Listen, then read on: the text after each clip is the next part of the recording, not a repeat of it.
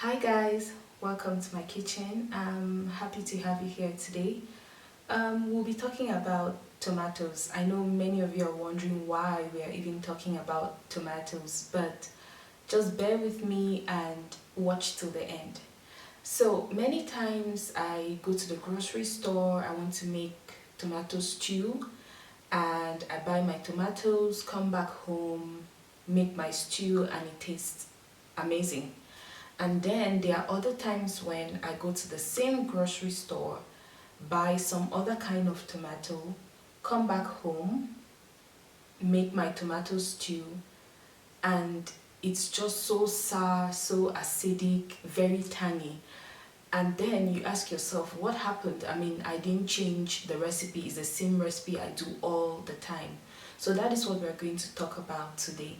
But before we do so, please subscribe, like, and share the video. Before we go in depth into the tomatoes we use for our stews, there are 7 different types of tomatoes, but we are just going to talk about the 3 popular tomatoes which are really used in stewing.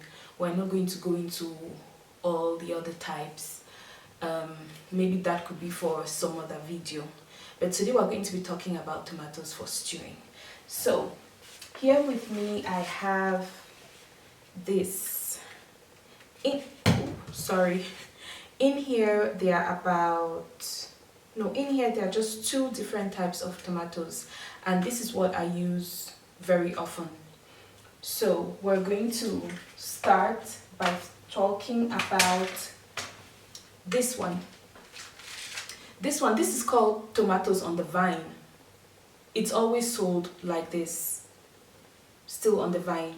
So this one is very juicy. It has a lot of seeds in it, and it's quite watery. So when you use it for for your tomato sauce, it takes a longer time for it to reduce. That's for the liquid to reduce. So there's this one, and then there is this one. This is called Roma tomatoes or plum tomatoes because it has this oval shape. This one is also really good for stews. The reason why I really prefer using plum tomatoes is because it has it's really concentrated with flavor, since it's not very liquidy. It's not so watery. So let's do a little test. When I squeeze into this, it takes a longer time for any liquid to even drop. There's really barely anything in it. So when you puree this and you use for your tomato sauce, it's really concentrated with flavor and it tastes really nice. This one, really good for your tomato stew. But then when you go to the tomato on the vine, the minute you squeeze it, you have it just dripping with the juice from the tomato. So this, like I mentioned, it takes a longer time for the tomatoes to reduce, for the liquid to reduce, and so it takes a longer time for your stew to get ready. And I'm all about managing my time. I tell you, 24 hours is not even enough for me. So yeah, this is a problem. So right now we're going to talk about my third and my absolute favorite. Is the San Marzano. Yeah, I'm no Italian, so please bear with me. So this San Marzano is in the plum tomato family. It's I think they are cousins, or no, the plum tomato or Roma tomato could be the mom, and then this could be the niece. Anyway, yeah, I'm not making sense. But like I said, this San Marzano tomato, it has a perfect balance of sweetness and the acidity you need in your tomato stew. So normally when I see it in the grocery store, I don't hesitate. It's a little bit more expensive than the Roma tomato or even the tomato on the vine. This is slightly more expensive, but it's really good. And to differentiate it from the mother, which is the plum tomato, always look at the tip. it's pointed. I hope you can see. It's pointed. Yeah, so that's how you differentiate it. When I'm using the if I don't see the San Marzano and I want to use tomato on the vine, I actually cook them differently. I don't cook them the same way. You may wonder why I'm giving you all of this information, but it is very, very important. When you know what kind of tomatoes to buy, it really saves you a lot of time, because then you already know what technique of cooking you will use with whatever kind of tomato you buy. So if I find myself in a situation where all I have is this, the tomato on the vine, what I do is I puree it and I boil it. The reason I boil it is so that the liquid will reduce, and all I'll have at the end is like a tomato paste, and that is what I use to fry into my oil and onion, and then I go on to make my tomato stew.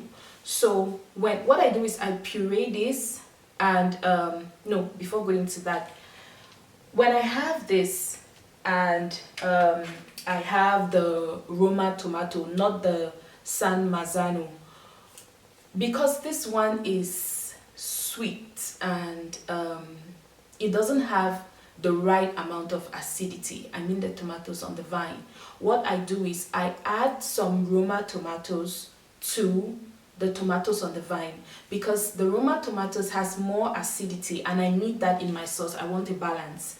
So the Roma tomato has more acidity in it than the tomatoes on the vine. So I puree them together. I could add about 2 of the Roma tomatoes to this, puree together, and then I boil till it reduces, and that's what I use for my tomato stew. So what you end up with after boiling for long till all the liquid reduces, you have something like this. It's a paste, and as you can see, it's thick and it's just okay for you to go ahead and use this in your tomato stew. Sometimes I get very busy, and in order to save time, what I do is I buy a lot of tomatoes, I blend, and then I boil it all in a big pot, and when it has reduced, I put them into little jars, and then I store in the refrigerator, just so that it's quick next time if I want to use it if I want to make stew easy. Everything is quick. I mean, we don't have time to spend in the kitchen the whole day. If you have very, very acidic tomatoes at home and you're a little bit apprehensive on if you should use it in your stews, you can use it, but don't blend it and fry it immediately. That acidity, that sharpness is going to remain in it. But when you boil it first, you reduce the acidity, and it's just going to be the right amount you need for the stew. Okay, so let's get to making our stew. I have some oil, hot oil, and to it I'll add my onion. I used about half of a big onion, so you can use shallots as well if you don't have onion, or if you prefer shallots. And then I add my garlic. I always start with onion and garlic because I like the fact that it releases a lot of flavor to whatever dish you're making. To this I'll add rosemary, just for additional flavor as well. So I'm just going to fry this down till the onion is slightly translucent. Now we're going to add our tomato paste.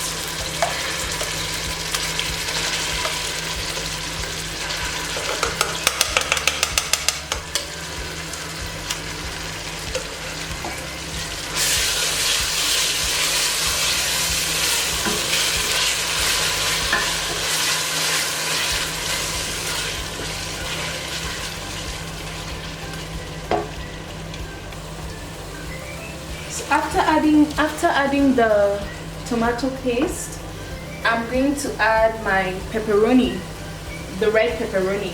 I like it. It adds flavor to your stew, and I like the red color. I mean, if I'm eating tomato stew, I want it red. So this is what I added to it, the pepperoni. I used half of this, and just mix it all together.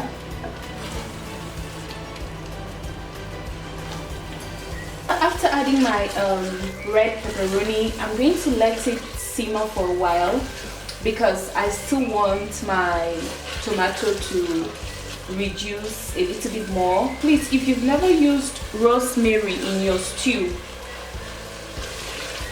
consider trying it. You'll thank me later. The tomato is ready for your stock when you see that the juice or liquid from the tomato has reduced, and then what you have is oil. Then you know it's ready for your stock. So I don't know if you can see, as you can see here, you can see oil at the sides, and all the juice from the tomato has reduced. So right now we're going to add the stock, and I'm using chicken stock from the chicken I boiled. I really love stock. It just adds great flavor to your dish. So I always have stock in my tomato stew. At this point, what I'll do is I'm going to close the pot and I'll let it cook for some time. So after about 10 minutes of the stock cooking, I'm going to open up the pot, and you have to be careful. I won't stir it because the minute you stir it, the tomato is going to skip and it can burn you. So to the pot, I'm going to add my white pepper, and I love curry, so I'll be adding some curry powder, and then I'll add my chicken.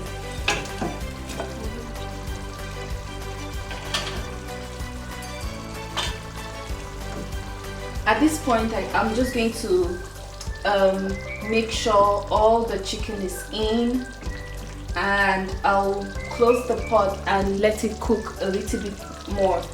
After I've added my chicken, I'm going to add 1 seasoning cube. And yeah, you don't hear me talk about salt, and that is because I'm very careful with how much salt I consume. When I was boiling my chicken, I put salt, and so I'm not going to add salt to this. If you like a lot of salt in your food, then you can go ahead and add salt, but I'm very careful with how much salt I consume. So all I add is 1 seasoning cube.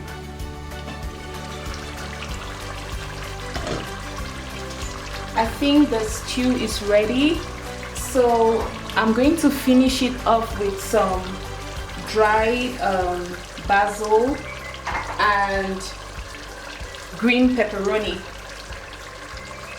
and then I can take it off the heat.